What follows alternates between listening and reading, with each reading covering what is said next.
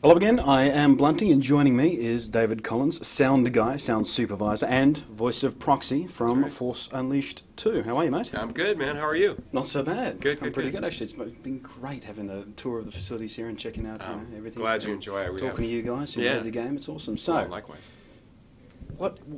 What gets you jazzed more? Being the sound guy and getting into the nitty-gritty and sort of all that sort of fine detail stuff and getting it just perfect, or being the voice actor? Oh gosh, do I have to choose? I don't know. It's both are great. I mean, I obviously have been doing sound at Lucas for years. I started at Skywalker Sound in 1999, Right. And moved into games very shortly afterwards in 2000, and kind of worked my way up, doing exactly what you saw in this presentation that I gave yesterday. Which was scoring sound to picture, specifically games, and trying to make it as cinematic and as impactful in a good way as possible. And I've always just really enjoyed that process because it sounds technical, but it's actually very creative, the way you try and decide how you want to layer in certain sounds and the emotion behind those sounds. And of course with music, that's true as well. The Proxy thing has been just an incredible experience because I was involved a lot with the story and involved very heavily with the actors, and that's something I've been doing here since probably about 2003, 2004. And I have an extensive acting and theater background, and it's how I got into sound, actually, because I also loved what it did to the drama. And it just kind of naturally happened as we were going through the table read on the first game, and I was improvising with Sam. They hadn't figured out who they wanted to cast as Proxy. They didn't know what they wanted to do because it was a character that they were still trying to refine and define. And I just had these ideas, and I just rolled with it, and Sam responded, and the rest of the cast responded, and probably about 6 months later they said, yeah, I think we're just going to have you continue to do the voice. And here we are, several years later, and another game later, and I'm still having a great time with it. Proxy's strange for a droid in the Star Wars universe. He's got a very odd personality, kind of almost sadistic, but very sort of brotherly at the same time. Childlike, almost. Yeah. Was that sort of something that was written in, or did that come from your influence doing the table read? It was something that was always intended. It was something that was written in. And I think that's what made it difficult, because everyone that read for the role kept doing this kind of sinister read, because they say, oh, well, there's this droid and he's trying to constantly assassinate the apprentice, So it would either be too C-3PO, or it would be too sinister, mercenary, like, comical, almost cartoony villain. Right. And he's neither of those. And he is odd for a droid. He is just very straightforward in his friendship with the apprentice, but the comedy comes from the fact that he's incredibly naive about how dangerous he is.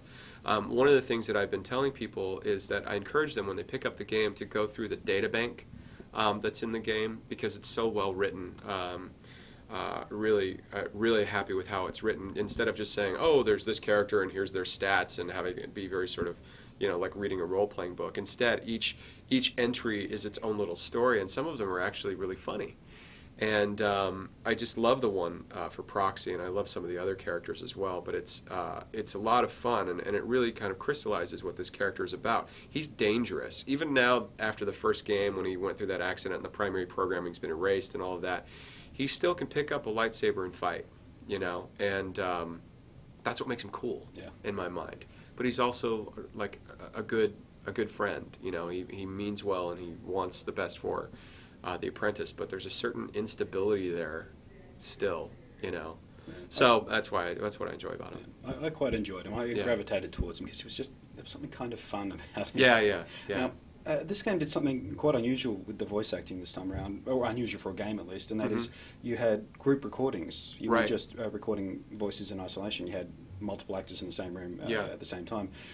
What sort of challenges did that create? I mean, when you're doing a game like this, Mm-hmm.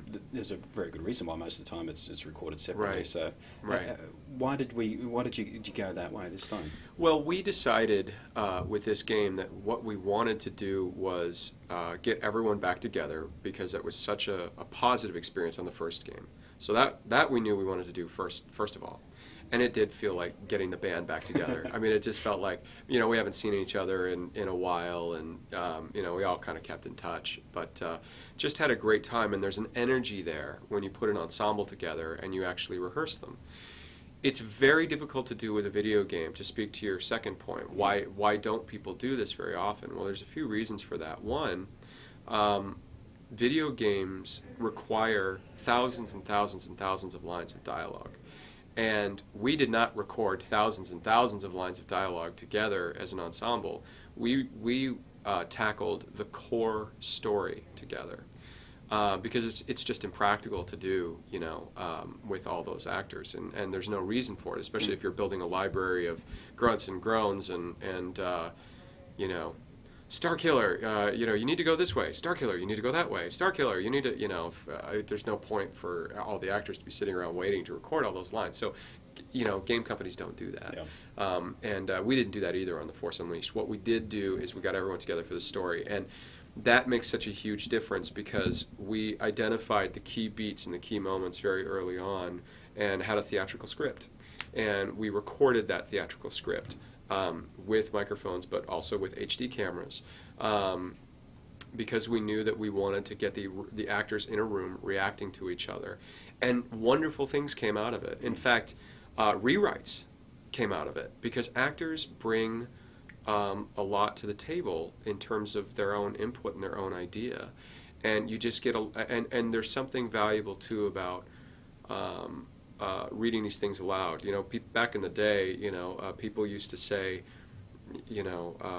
hundreds of years ago, they used to say that they were going to go hear a play, right? And it's because it was all about hearing the language and hearing the dialogue, and that provides a tremendous advantage from a storytelling point of view. When you hear Cully Fredrickson as General Kota and Sam Witwer as Starkiller arguing with each other, you just get all these ideas, and that's what we did, and that's why we did it. Now, when you're designing the sound for a scene in a game, you took us through it yesterday, there were just incredible amount of layers. How many layers deep do we go? We went, let's see, how many layers did I play? Well, let's see, there was the dialogue and ADR layer, there was a Foley layer, and then in my Pro Tools template, not to get too technical, but you oftentimes layer things into groups, what I call AFX, BFX, CFX. That's done for a lot of reasons, the most practical being that you can go wide with your editorial team and say, I really need, I've got a sound designer that I work with named Tom that just, I've cut lightsabers dozens of times into Star Wars games, and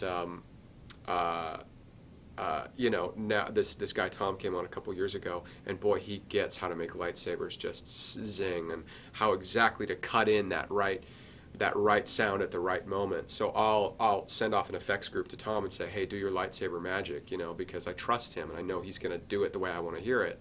And he just sends it back to me, and I just fly in that effects group. So that'll be one effects group. So I think we went through A, B, C, and D effects, Foley, dialogue, and music. So about 7 different layers, but in each of those layers, there's just hundreds of little sounds. Huge bit of put together. Yeah. What's the craziest thing you've ever had to do, like Foley-wise, just to get a sound? Oh gosh, the craziest thing Foley-wise, we once went to a butcher and got a lot of raw meat, and that recording studio space upstairs, they put down a tarp. A couple of coworkers of mine put down a tarp. Brian Tibbetts and this designer Chris Clannon put down a tarp, and they took all this raw meat and they put microphones all over the place. And they grabbed a baseball bat, a shovel. I think at one point they had a tire iron.